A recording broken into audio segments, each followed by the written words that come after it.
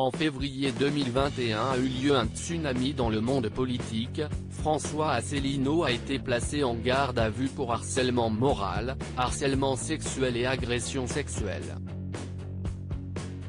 L'enquête avait été ouverte en mai 2020 auprès de la Brigade de répression de la délinquance à la personne, BRDP, de la police judiciaire parisienne. Deux plaintes avaient été déposées par deux victimes différentes, qui travaillaient pour l'UPR, l'Union populaire républicaine, de François Asselineau. L'une a été déposée dans l'Allier, l'autre à Paris.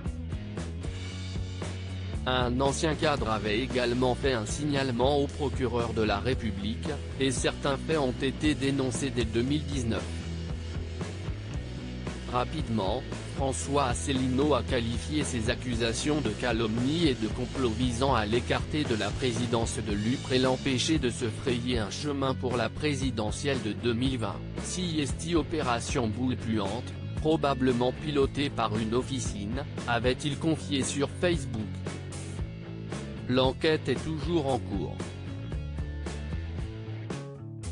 Pour rappel, en 2020, et alors que ces plaintes venaient de voir le jour, mais avant son placement en garde à vue, l'homme politique a tout de même été réélu à la tête de son parti, suscitant une polémique parmi les militants du parti qui ne souhaitaient pas qu'un homme accusé de harcèlement et d'agression sexuelle soit leur président.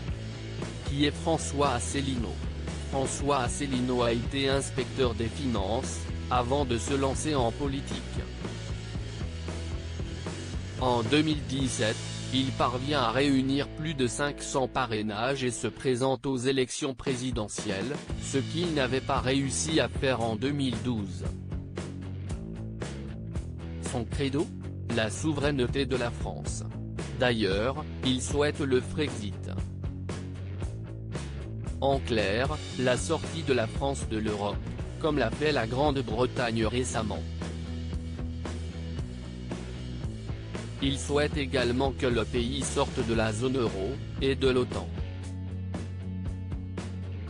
Après avoir obtenu 0,92% des suffrages après l'élection présidentielle de 2017 qui a vu Emmanuel Macron sacré chef de l'État.